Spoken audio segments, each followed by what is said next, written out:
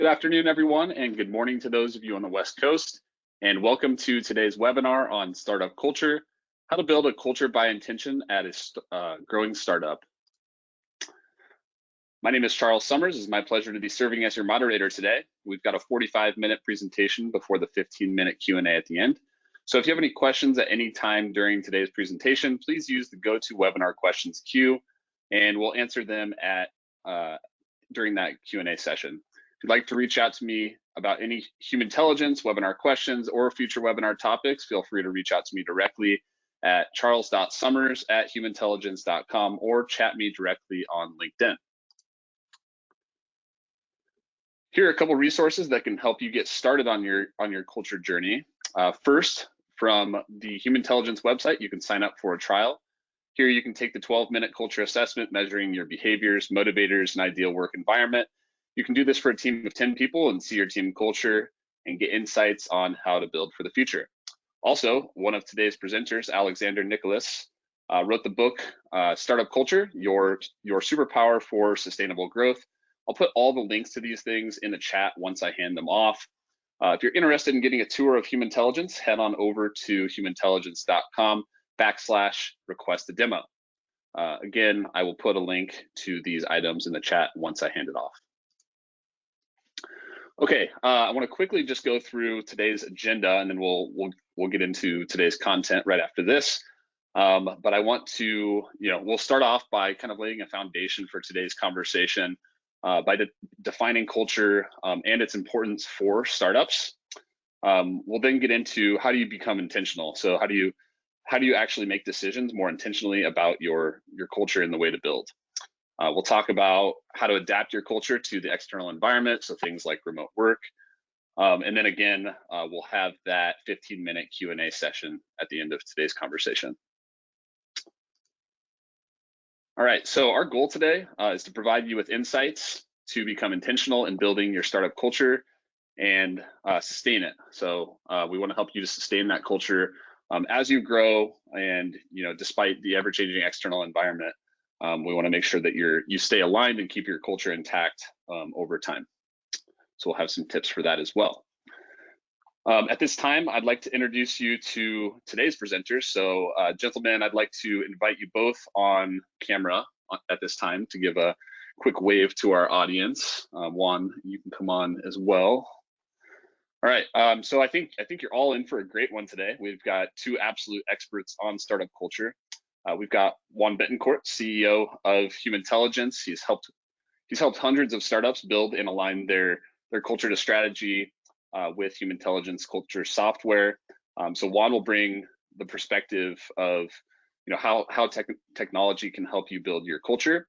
And we've also got the man who literally wrote the book on startup culture in Alexander Nicholas, Chief People Officer at Paysend and author of Startup Culture, Your Superpower for Sustainable Growth.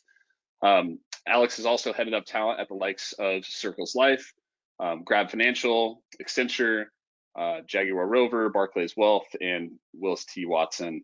Alex will bring a lot of great insights as an HR leader and generally as a thought leader as well. All right, so without further ado, I'm going to go ahead and hand things off to you, Juan. Great, thanks, Charles. Welcome, Alex. So thanks everyone for joining today. Let's start with what Humantelligence defines as culture, and we didn't come up with this definition. We basically are doing when built a company and a platform to what we call culture as a service, a CAS, based off of the leaders who research this and have hundreds of people doing this.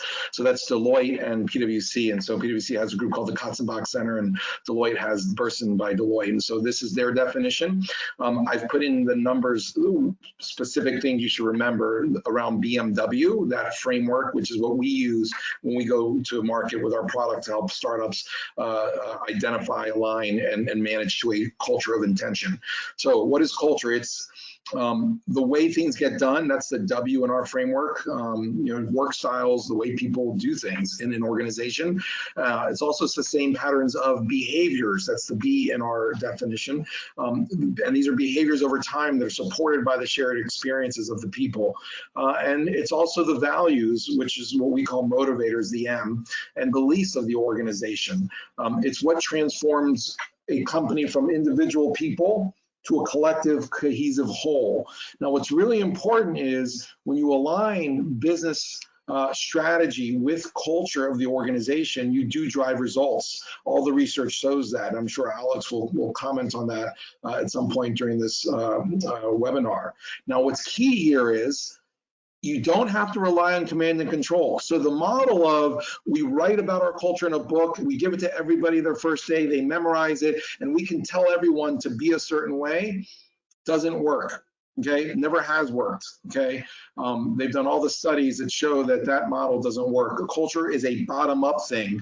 Uber had a horrible CEO up until about a year ago, pre-COVID, and they fired him because he was a bad influence on his direct reports. He was a womanizer. Well, guess what? The 24,000 people at Uber, they've now had a CEO over a year, a new CEO, wonderful gentleman. Their culture at that company hasn't changed at all. Sure, the direct reports to the CEO have experienced a completely different experience on the job, but that's called bad management and a bad leader. That's not company culture just because the CEO was a bad apple. And so culture is a bottom-up thing. It makes it happen. It's the reason why it's so hard for large companies to change the culture and do culture transformation, because it's not as easy as just putting a booklet out or a mantra on a website or T-shirts or coffee mugs. So that's our alignment for today on what we see as culture. Next. So what is it? Well, a lot of companies believe it's vision, mission, benefits, engagement surveys, leadership, consultants with these executive surveys. It's not that either. Those are all very important. Next. And it's again not aspirational only what you want to be. What it really is, to boil it down, it's your people, their psychology, and the work environment they create or establish. At Humantelligence, we measure those things as 28 specific things. So yes, quantifiable. We call it the BMW framework. The behaviors of your people, the motivators of your people, and the work environment they establish. We measure that in 12 minutes multiplied by as long as it takes you to have your employees take the assessment or test. Next.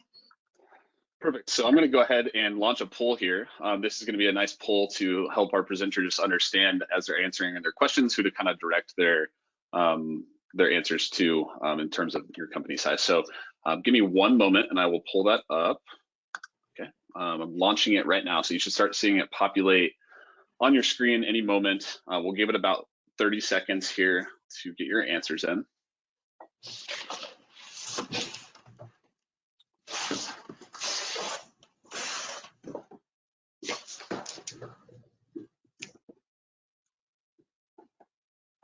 All right, we'll give it 10 more seconds.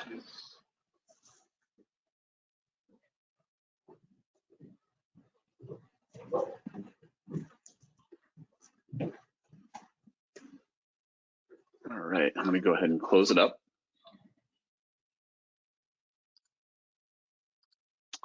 All right, so everybody should see the poll results on their screen right now. So for your reference, Juan and Alex, we've got 38% less than 50, 50 to 100, we've got 23%. Smallest group there is 500 to 1,000. So a lot of true startups here in terms of being small organizations. So all right, so I will go ahead and remove that and move us into our first question. Okay, so everybody should see the slides again on their screens. All right, so I'm going to direct this first question to Alex, and then Juan, you can provide some color after Alex as well. But why is it so important to address culture early on in a startup? Oh, you're on mute, Alex.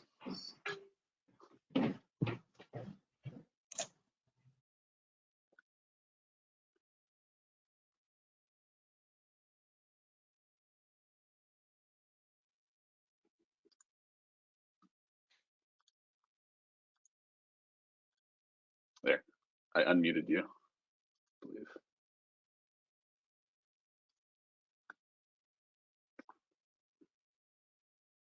Hi, there you go.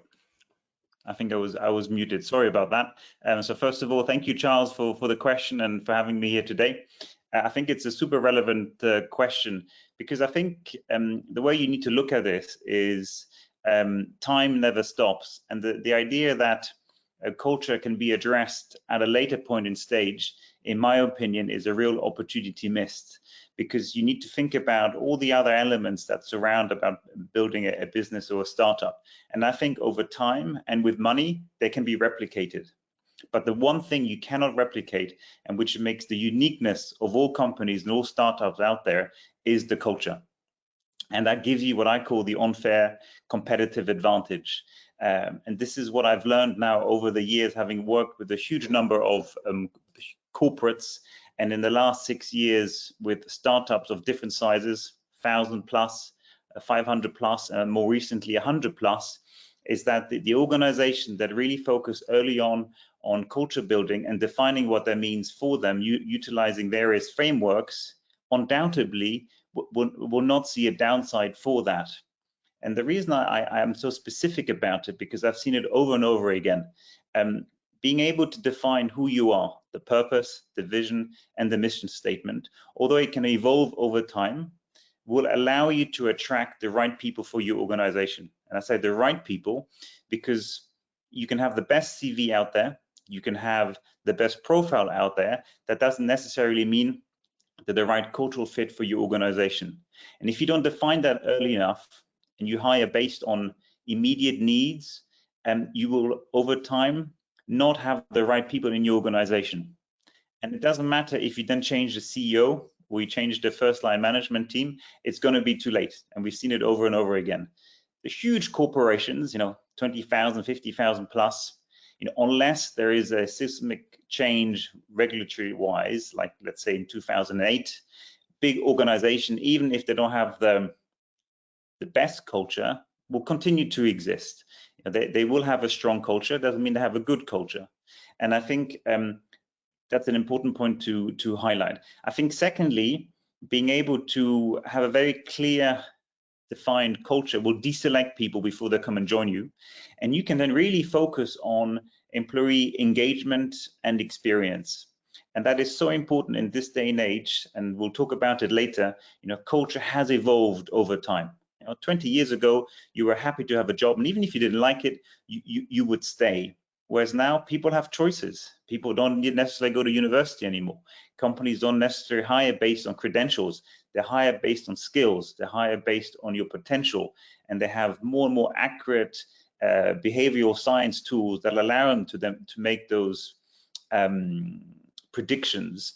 So I think if you can really build and be very specific about your culture and have a workplace, whether it's virtual or in the office, that people will enjoy, employees will enjoy, again, I would welcome the argument that it's not a positive thing to do. Secondly, I think if you can build a workforce of engaged employees, I will bet you my bottom dollar that you will see your retention rates going up. People won't leave because, again, you've created an environment where they feel happy, they feel stretched. And in order to monitor that, and we'll go into it afterwards, there is technology out there, Humantelligence being one of them, and I'm proudly been a user in my previous company that gives you those data points. So that's really important. And all that, what does it lead to? It will lead to improved performance, no question about it. I think when you are happy to do what you are doing, and I think in the past people didn't have as much choice, but if you find something which you truly enjoy, you wake up in the morning, you're excited to go into work or log onto the computer and are attached to an organization, it will overall drive performance. But as leaders and founders and startup CEOs, it's a daily grind. You can't just have the book on the first day on onboarding and then feel that people will remain engaged the whole time. This is something I do on a daily, weekly, monthly, quarterly, biannual basis. That's all I do. I'm here to look after people. I work for the for my people. The people don't work for me. It's a clear distinction to make. And I think finally, if you're in the startup phase, and I see that 38% less than 50 people or 100 people, investors in this day and age will definitely ask you in their due diligence when you want to go for your Series A or Series B funding, what are you doing about culture? What are you doing about the future of work? Are you owning the narrative of future of work? What are your plans? How engaged are your employees? Because we'll give you money if you can tell us that you are able to attract the best people to deliver your plans. We'll give you money and funding if we know that you're developing your employees. It's become a very important subject, and it's not going to go away.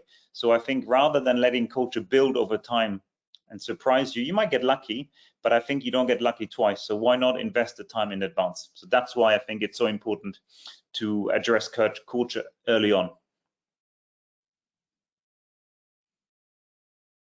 Juan, we'll kick it over to you. Great. Those are great points, Alex. And he mentioned two things I want to just touch and then go on to some other points.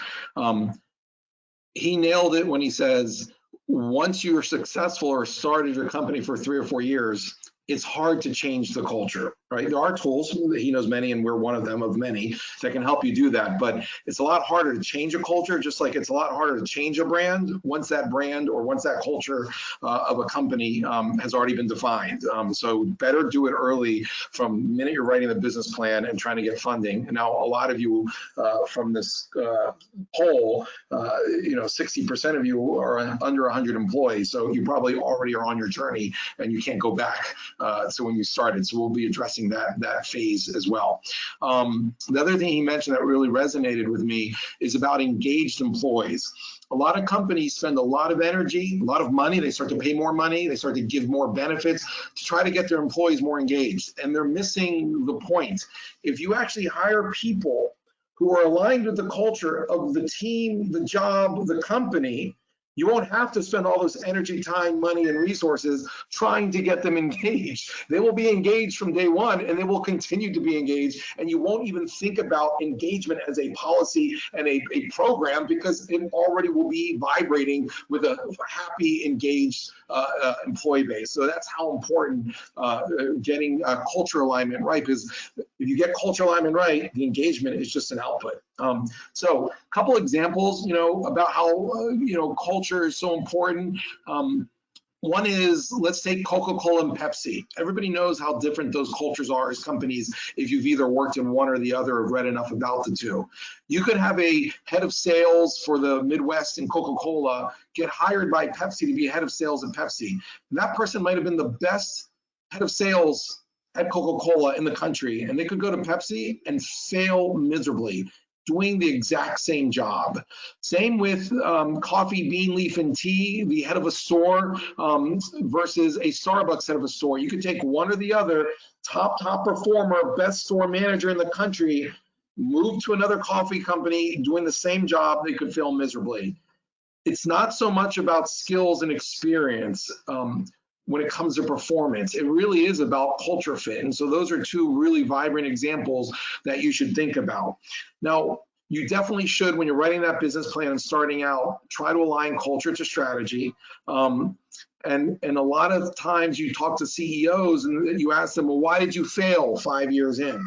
And they say, well, I couldn't keep the culture. Now, what's ironic is the data is now showing, because we actually work with hundreds of startups, the ones that fail are the ones that fail to change the culture from first phase of startup and, let's say, really creative, innovative ideation to getting to, let's say, $500,000 in revenue, to getting to 10 million. Each of those phases are different cultures, and many CEOs don't have the data, don't have the roadmap, and don't realize that they need to change the culture in those different phases, and they end up failing, not because they haven't maintained the culture, but they keep hiring everyone for that initial company.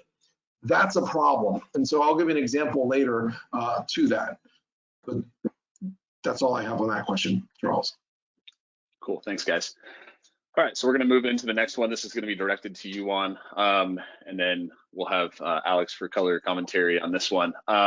So what advice do you give to those who may have missed their opportunity to address culture early and are now misaligned? So you both mentioned it earlier. And so, what advice do you give to those people on today's call that, are now misaligned and need to make some changes? Yeah, Charles, on this one, I was going to share screen. Do you know where the button is to do that? For some reason, I can't find it this time around. It's usually more preeminent. If you go up to the sharing section in the control panel, there should be a button there that says, here, I can actually probably just make you the presenter. This. Because I see share my webcam. Here you go. Okay. So to that question, I'm going to show you the culture of my company for the first 3.5, 4 years. Okay. And it was the right culture. How do I get rid of this? Okay. It was the right culture. So for what we needed, in terms of behaviors, we needed a change-oriented team. And look what we had hired and what we did. We had decisive people, outgoing people, freeform people. That was the energetic vibration, change-oriented team, right? And that was great for what we needed. And then we, in terms of motivators,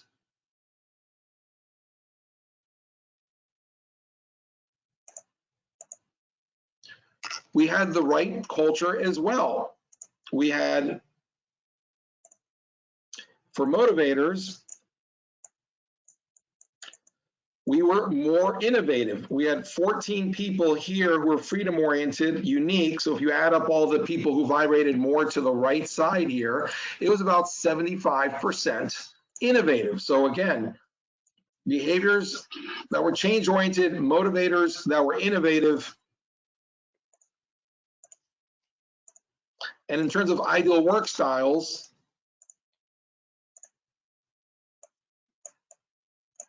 we were much more creative. Probably 90% of the company was very creative with loving new solutions, working with people, flexibility, variety, right? And that was great, but guess what? It was our downfall after 3.5 years. We hit a wall. We had amazing products. We were able to be innovative. The market knew us as that, but the problem was we now needed to grow in terms of scaling and having repeatable processes. And so I had the wrong team. I didn't have systematic people, predictable, or structure in the organization. So I used our tool to create a target culture,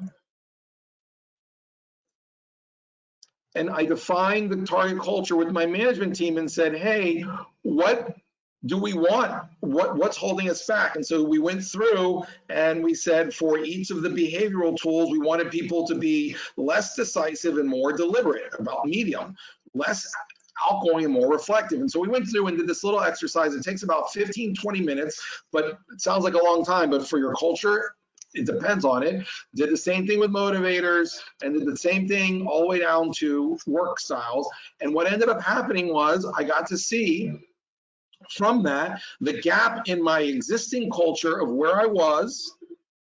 So for many of you, you already have a culture. Now you can measure it, the current culture, see where you want to go and see the gap, 41 in this case, and literally go person by person and work with folks like Alexis here, 46 against the target, compare him against that target, and then work with him on where the tool shows that he might be extreme decisive, he needs to be more deliberate, what that means, all the way down for each of the different 28 factors or elements under BMW, specifically in ideal work. He's way too creative. We need much more systematic environment from our finance person, right? And so that's what we did. If you want to see the results, you can go to our website.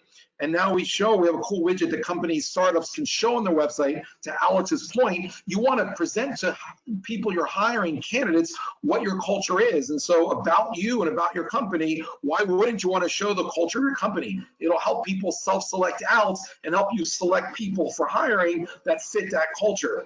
So now when you see our culture, you can see we used to be 70% change, now we're 50-50. We are perfectly whole and balanced and now can solve much more complex problems around behaviors. And we've been able to train this group to act in deliberate, reflective, steady ways when needed. So a tool like this doesn't mean you're stuck one way, but it tells you, as if you're an athlete, that you are stronger with your right foot or right hand. Well, you can practice and get the other muscle developed. You can do the same thing with behaviors.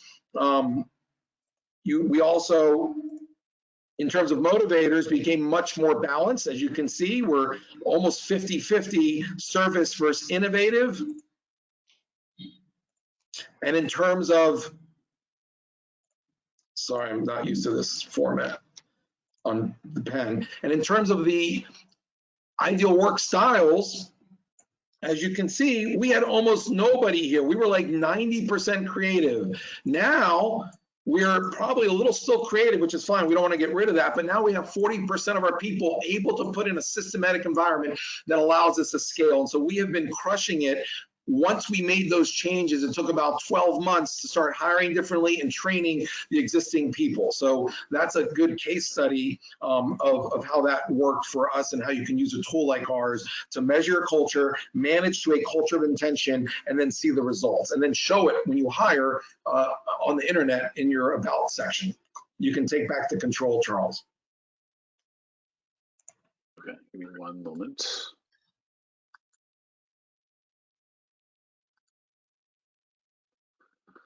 Okay, all right, I'll kick it over to Alex here. No, it's really interesting. I'm just also conscious of time and some of the other questions we want to answer. So I'll just give a bit of a statement here on this. It's not easy. I think if you don't do it early enough, and it's the premise that we're talking about it today around addressing defining your culture early on and then allowing it to evolve, but keeping control of that process. I think if you're already in the high hundreds and you realize that something is wrong and it's not like it used to be at the beginning, you really have to sit down with you. My first advice would be CEO, co-founder, and the direct leadership team. You all got to go into a room and agree, why it's not working, because it's going to be a huge effort to untangle it. But if you know that it's the right thing to do, whether it's this or dropping a product line or not taking a funding round because of XYZ reason, then it's the right reason to do it, and the how will just happen. But in order to do it, you need tools. And my best advice would be, technology is there, whether it's human intelligence or else, depending on what the need is, to be able to get a snapshot of where your culture is now and helping you to then rectify it going forward. But again, you got to believe that it's the right thing to do. If you're doing it half-heartedly, it's not going to work. So again, it's not easy. Hence why we're advocating of doing it early. But nothing is impossible. And I think I've seen it in organizations I've worked in, that we were able to rectify course, but it wasn't easy. But the way we managed it is because we believed it was the right thing to do. So it's never too late.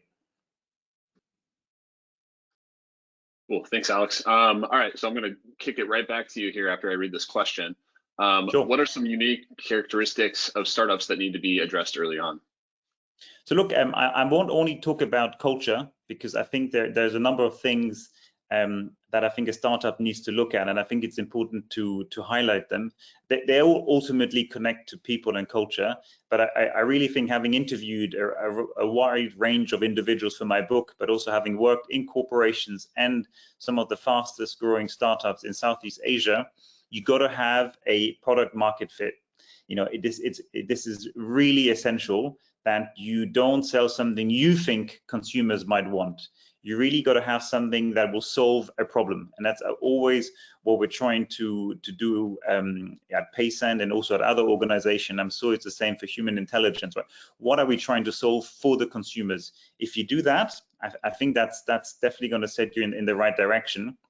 I think the second thing that I've noticed is you should pilot it small. There is this immediate eagerness to be able to take a large market share and try out the product, and it takes time, right? Nothing happens overnight. I mean, there are some success stories that happen overnight, but they tend not to be sustained over time. So again, I think the second characteristic for successful startups is that they pilot, fail fast, and then when they feel comfortable, they launch.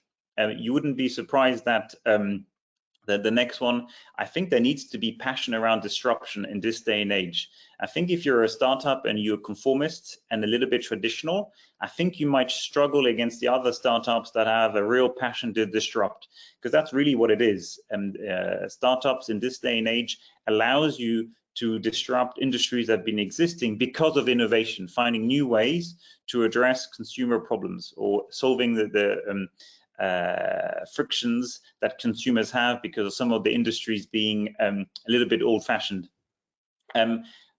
Obviously, as we talked about, and I won't embrace it too much, but being able to have a defined culture early on was definitely a key characteristics for startups to succeed.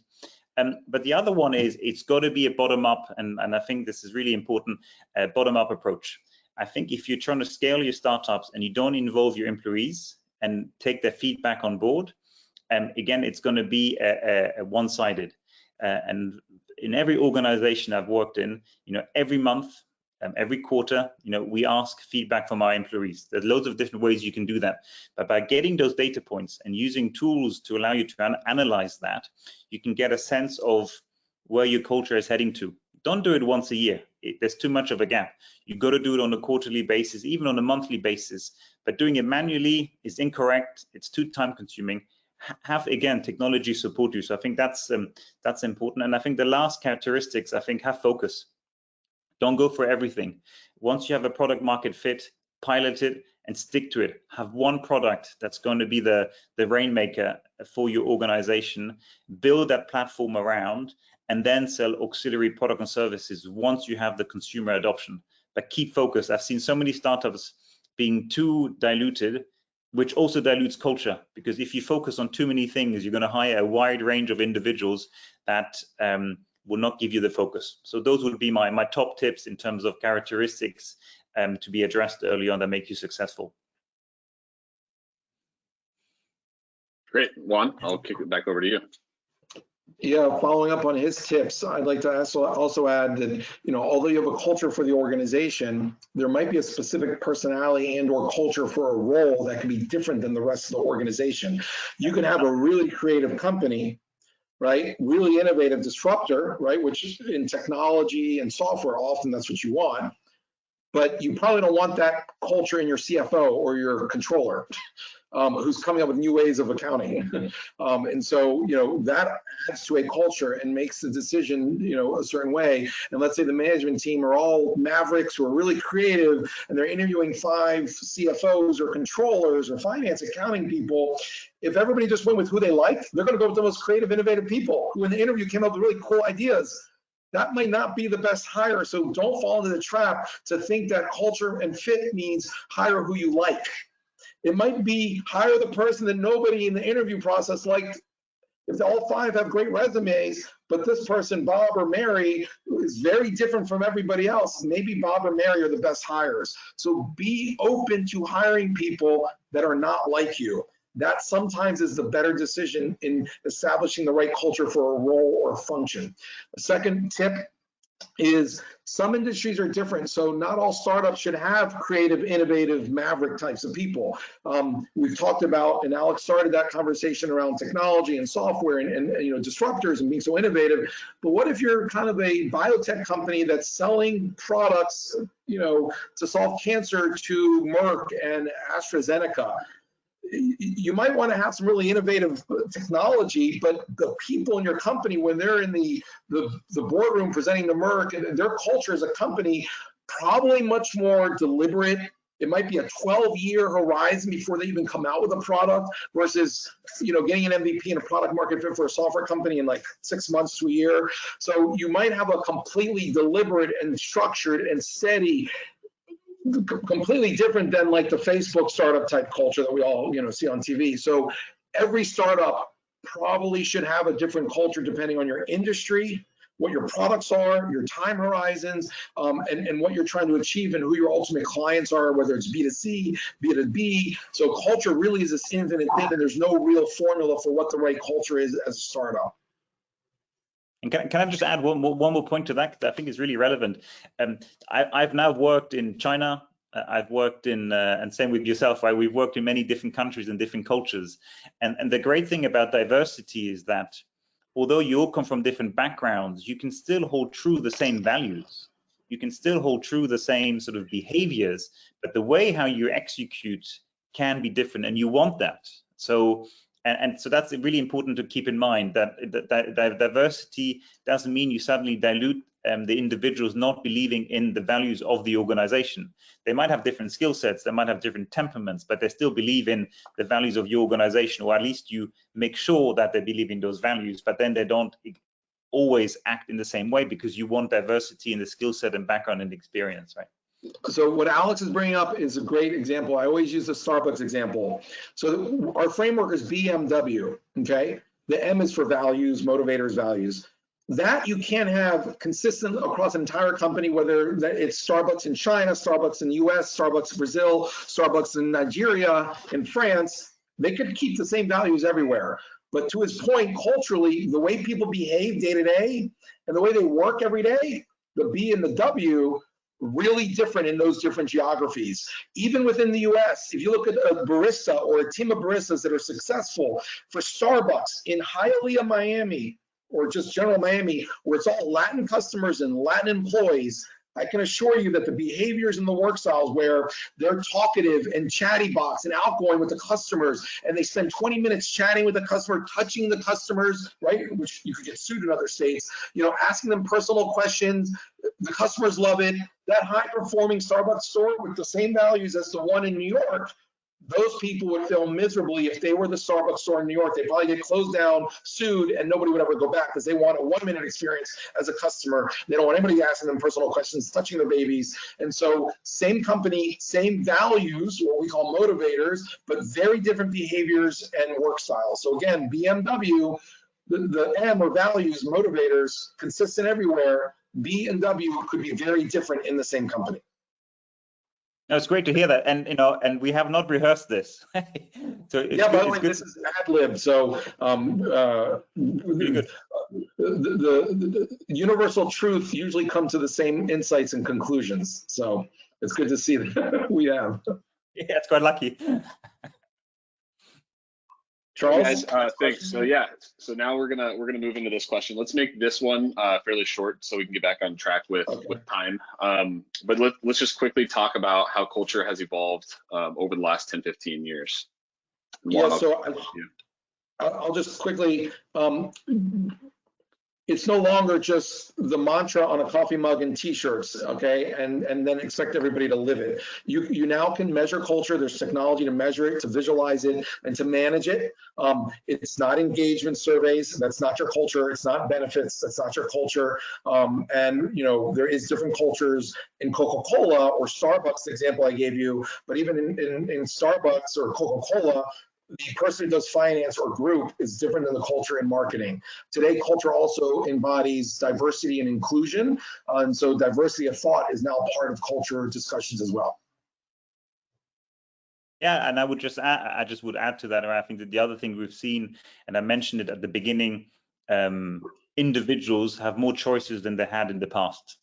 And by having more choices in terms of where they want to work and how they want to work, clearly has impacted how organizations have to focus on culture. Some are better than others, but that's definitely been a change in many things. Who can go to university? Who chooses to do apprenticeships? Who chooses to, you know, work remotely? It fundamentally has changed how people want to work, and because of that, it impacts your culture. It has to. Whereas 40 years ago, no one really had to think about culture, because if you went to university, you had a job, it was for life, and then you went and had your retirement. This doesn't exist. You know, education, work, retirement this is not the same model. You know, culture in general has changed because of how rapidly organizations have grown and, you know, have been successful, and that by definition has led individuals in the workplace and other companies with different aspirations, and they will not stand for something they don't enjoy. And by the way, Alex, you just hit on like the elephant in the room, which neither one of us talked about. You said remote work. Remote work is a new culture. So COVID, a pandemic, has changed not only business models, right? Retail, academia, school, right? How to sell, how to do sales as a function. But if you change business models, what inherently has to change at every company, whether you like it or not? The culture to support that new business model. So culture has been completely transformed in the last year by COVID. Nobody woke up with their company t-shirt and their company coffee mugs February of last year thinking, oh, this COVID thing's going to really impact my culture. Well, guess what? Everyone got a wake-up call. Culture changes on a dime if you're going to survive. And macro external environments like a pandemic will change your company culture, because the behaviors, work styles, and values for somebody working remote or a group of people working remote should be different, and you need to take that into account. So great point on that one. And I know, Charles, we want to move on, but it's really important, right? Because I think 18 months ago, if you had 50 people or 80 people in your own organization, and you were the CEO and you were the first one in the office and the last one to leave the office, you had a temperament of what the mood was. You knew your employees were engaged or not, or whether you had to leave them, go home early, or whether you had to throw a happy hour. You can't do this anymore. Everybody's working remotely, very difficult to judge. This is why you need technology, and this is one of the questions we'll answer next, is around using technology to get a sense of, the culture, right? And so I'll go straight to answer that question. It leads us nicely into that. Because of remote, which is the new reality, I think I think we all perhaps wish, and because we don't like change, it's human nature to go back how things were, but it's not going to happen, right? The reality is we are moving into a minimum, a hybrid workplace. But even a company, the one I'm working for, it's one of the reasons I joined them, is we're building 100% remote first workplace. This doesn't mean that we're not going to want employees to meet and engage, whether it's nationally, regionally, in different states, but we're building an organization that will work remotely, not working from home. It means working remotely, which by committing to that obliges us to solve the difficult questions around culture. Because if you always keep a foot in the hybrid model, well, we don't have to really address that, Alex, because at some point people will come back in the office. So this is just a plaster or a band-aid until we come back into the office. But actually, I think if you want to be at the forefront of creating the future of work, which is something we want to do at Paycent, then you got to be bullish and you got to take a stand. And this is why we're building this remote workplace. But I cannot do it without technology. I need data points. I need to have organizational network analysis. I need to figure out how people are feeling. I need to understand what their feedback is. I need to understand what the things I need to change. And I can't go around to everybody's house and ask them, right? It's not feasible. And especially if you're a global organization, how do you compute all of that? And this is why culture as a service with Humantelligence allows you to really take that snapshot around culture and how people engage, how you help them develop, get their engagement, not just from surveys, but actually live sort of I guess previews of how your organization is evolving. There's no other way around it. Hoping to take that temperament when people are back in the office at some point in the future. If you wait for that, other companies will overtake you, because we're actually creating a really cool organization where we want you to take the kids to school. We want you to exercise. We're going to be output driven. We're going to trust you. We're going to give you that psychological safety. And all these things I just mentioned, that's culture. And we'll be really deliberate about it. People who don't like it don't have to join the organization. But again, you need technology to be able to make those bold statements, and also to show your employees, you know what, remote first is working. Engagement is here. We're moving towards our future culture. But if you don't have the data points, it's very difficult. And Juan, did you want to add anything to that? No, I mean, I showed them the Humantelligence technology around measuring culture. I think that's fine for them understanding how one way technology can be used. Cool. So we've got 2 questions left. So Alex, I'll direct this one to you again. What tips do you have, or what tips can you give to ensure your culture is sustainable over time? Yeah. So I think for me, anything that you want to label as sustainable can't have an end. Because if it has an end, it's not sustainable, right? So you got to imagine about a process or a cycle that can renew itself over and over, like the S-curve. In a lot of startups, they have that moment where they come up, and then they either stagnate or they decline. If you want to have another S-curve on top of another S-curve, you need something sustainable. So my top tip for that is you've got to be extremely clear about the purpose and the vision and the mission of the organization. And this is something you got to share actively and purposefully to all your employees, so they know that you're climbing Everest and why you're climbing Everest and why you're climbing it from the south side. It's super important. Secondly, in order for it to be sustainable, again, you need to engage. I'm a huge believer of bottom-up feedback. I want to hear what the employees are feeling about our business strategy, what they feel about the way the culture is evolving, because we can't, as a leadership team, get there on our own. If you really want to involve everybody, you got to be able to listen to their feedback. And again, you need technology for that. Then you need to act. Once you get the feedback, and if you want to make it sustainable, if you're going to fail forward with your products in the market, you got to try things at the workplace. Some might work, some might not. But again, if you want it to be sustainable, you act and you try to embed them in all your employee life cycle touch points. For us, as soon as someone's interested in the organization, to their first interview, offer letter, first paycheck, and even when they leave the organization, I want to hear from them, and I want to give them a really good feeling that they had a great experience, because that's how you evaluate and that's how you sustain it and evolve. It doesn't have to be a revolution, but as the organization gets bigger, you probably have to change some things. Your core values, the existence of why you've built the company to improve, your customers or want to solve a problem, that doesn't have to change.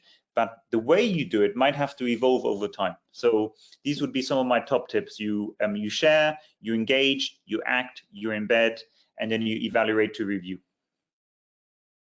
Great, thanks, Alex. Juan, what tips can you give? I agree 100% with every tip Alex said. Alex, you stole my thunder on that one. So I literally had a list of probably 80% of that. So I think one actionable way is, again, maybe combining the last question, using technology to enforce it every day in emails and in calendars. So if you could share a screen, let me share, give me control. I'm just going to show one way of that can be done. Yep. Let me know when I have it. Okay. You have it now. Yep. Okay, so using a tool like Humantelligence that measures culture, you can then click up here in the top right. If you see this, you get this. It's on any Outlook, Microsoft Teams, Gmail, Chrome.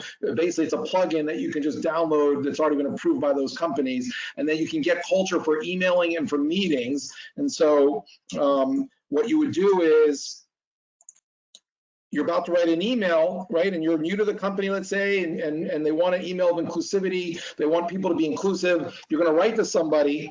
So now when you do, you click on talent profile, right? And it'll give you culturally info or insights about that person. I don't know why.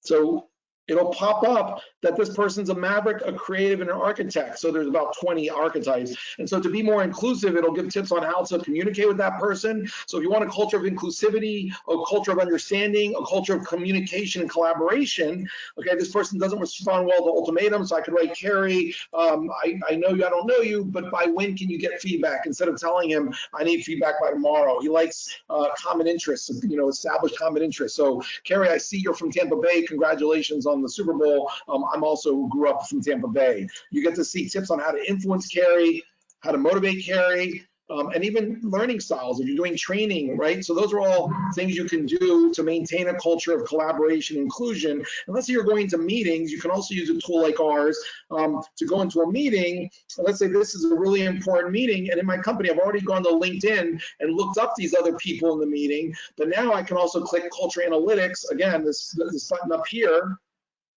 Culture Analytics. I click on that button, and it'll give me the culture of the meeting. So if I'm leading the meeting, how to ensure the culture the company wants during the meeting. If that company wants us to be all very inclusive, how crazy it will be one day that we think to run a meeting without knowing who are my reflective and cautious people. Those people, maybe you give the floor first to speak before your outgoing and free-form people, right? If you're going to run a meeting and give action items at the end of the day, maybe give action items that are urgent for the next day or that night to these 4 people, to James, Mark, Russ, or Victor. The deliberate people don't like that kind of pressure. You could, look and see things in terms of culture in the value system. Maybe there's a new division or new group that you're meeting with and presenting to, and they have a very different culture. Maybe they're all really on the right side here, and so they're very creative type people. They're freedom and unique. They might push back on any ideas. It's good to understand that before going into a meeting, or you can go into the last section and see in terms of work styles, that same creative group, maybe you need someone structured to put things together for everyone and include them. So using tools like this in the day-to-day, not like Alex said, don't wait for the year to end, but day-to-day in your meetings, in your email, to manage the culture, what we call, what you can see the button here, we call this EQ everywhere. Right? That is culture, when everybody understands who they are as individuals, teams, meetings, how you communicate, collaborate, how to be inclusive, where it's not some esoteric thing where you bring a consultant in or a workshop once a year in your annual team building exercise. This is now through technology, deliverable, manageable, and usable and actionable every single day. So really, really important. You can take back control, Charles. And Charles, if I may, I just would like just one final comment before we go to the Q&A on this.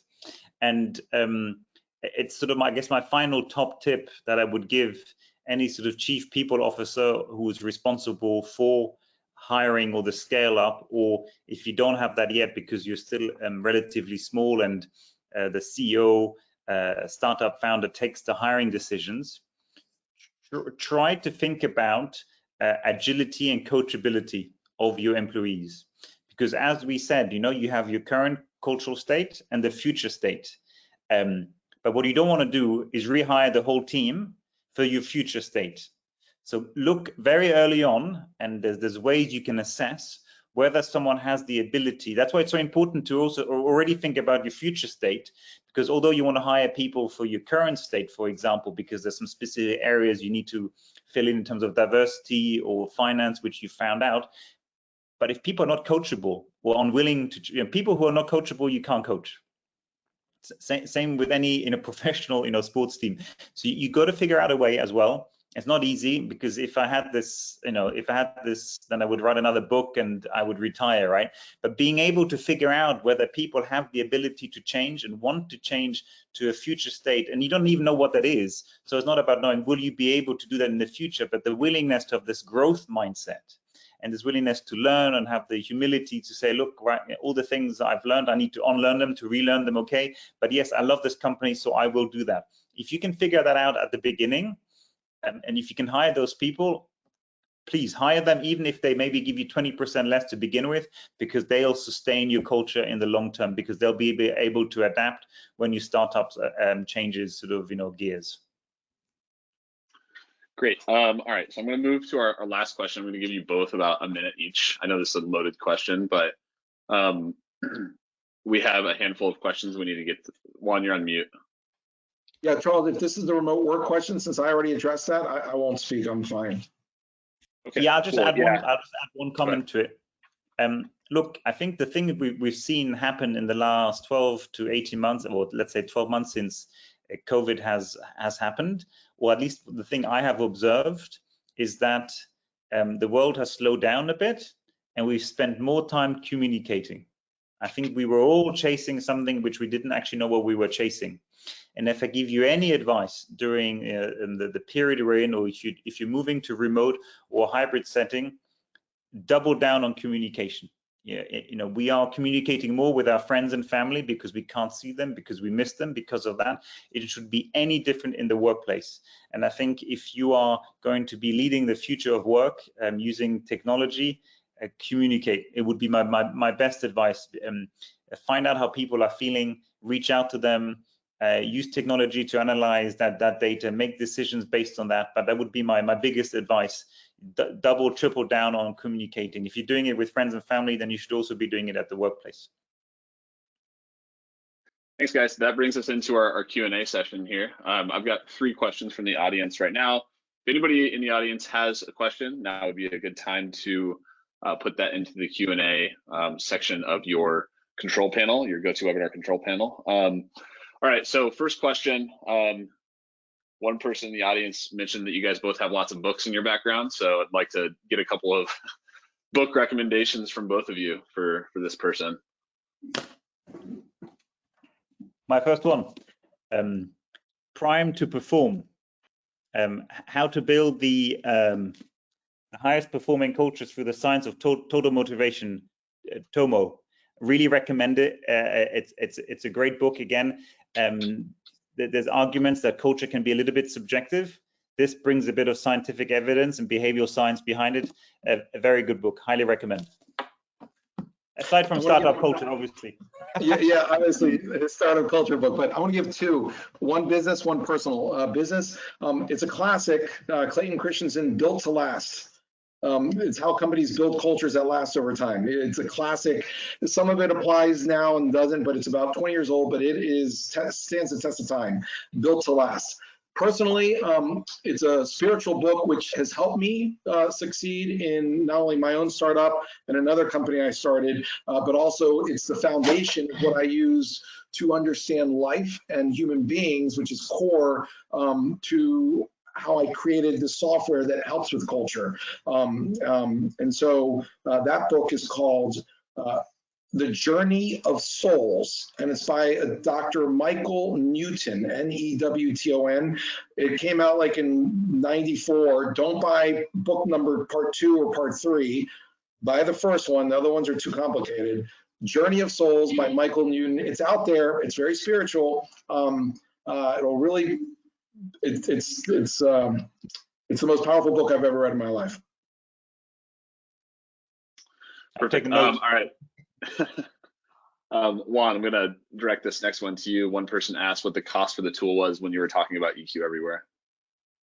Oh, that's all simple. If it's under 500 people, $1 per person per month. Above $2 per person per month. If it's more than 500 people, it's $1 per person per month. Very simple pricing. For perspective, Slack is $6 per person per month. Outlook enterprise-wide is about $12, and Teams is like $20. So it's like a fraction of any of those. All right, so we got 2 minutes left. One more question. This is kind of for both of you. But how do you transform operation-centric culture to a customer-centric culture in startups, especially when they're behind the competition? Alex, how do you shift that focus? Oh, that's I must say that's a tough one. I probably I'll take a joker on that one, and I might have to reflect on it. And not that easy. I think you would have to apply a certain, the same set of principles, because you need to understand why you were operationally focused first. Because I wouldn't just say you need to be consumer focused just because you think that's what's missing, right? I think you need to go back to the business strategy and figure out, why do you want to be more customer centric? If there's a reason behind that, then it's going to be quite a shift again in terms of getting there. You would have to do a bit of a current state in terms of what kind of resources and agility you have in your current workforce. But that's a huge change, right? So I would again figure out why you're doing it. Again, there's always ways. Once you figure out the why in anything, in life, at work, the how just becomes the manual. So I would again just figure out the why, and then you probably have to have a huge plan, because that's not easy. Yep. Probably didn't give you the immediate answers, but that's a tough one. Good question though. Happy to answer it offline if you want to share my details. Yeah, and from my perspective on that question, let's assume that you've evaluated the why and you really want to make that shift. I would simply say, do a culture mapping of every team and every group in your company, so you see the culture of individuals, teams, divisions, and the whole company, and see what the gap is for each one, and use a tool like Humantelligence to put a roadmap of where you want to go, see what that gap is, measure it every month, see where you're on that roadmap. And like any gap, a tool like Humantelligence gives you tips on how to get each person who's the furthest from where you want to be in terms of consumer focus and helping and of service oriented, it'll show you all the information you need to know to train and develop those people to become that way. And as an individual, as a team, as a company, and then you just execute across 12 to 18 months and then use the tool to hire specifically for that culture instead of changing people. It's easier to hire for it, but you can do both with Humantelligence. Thanks so much, Charles. Cool. And then, all right, so I actually have one more question. I know we're over on time. If you're willing to hang out with us another 1 minute here, that would be awesome. If not, feel free to go. You can always check out the recording later. But here's one question. What do you do with building a startup culture when employees only care about salaries? Can you talk about like the financial aspect of building a culture? I know, like one, for example, like we measure financial security as one of our things. Can you just talk about that a little bit? Yeah, just quickly, you can find people with tools like ours that money's not as important to them. Obviously, you need to get paid market rates, but some people, money is a focus. Their value system is financial security, maxing it out, and that's all they care about. You can use tools like ours to screen those people out really quickly. Alex? Yeah, look, I agree. I think that is why it is so crucial to define who you want to be, right, in terms of uniqueness of your culture, because it will deselect those individuals. If anything, my holy grail or my lifelong ambition would be to create a company that people would want to come and join for free. I think if you can build a company and people are willing to work for free because they only want the upside, I think it's the polar opposite of what we see sometimes where people just want to maximize and have a transaction. So that would be my latest thought. Try to build a company in the spirit of, this is such an awesome place to work, I'll come and work for free for you. Awesome. That brings us to our wrap-up slide here. So first off, I just want to thank both of you, Juan and Alex, for joining us today and thank you for inviting me. some awesome answers. Yeah, absolutely, anytime. And big shout out to our audience. We had a nice big audience here today. So if you have any questions, you can always reach out to me directly. If you want to be connected with either Juan or Alex, I can make that happen for you. So reach out to me directly at charles.summers@humantelligence.com. Again, check out the trial, check out the book. We'll send all those materials out in our follow-up email here later today, along with the recording as well. So once again, thanks a lot.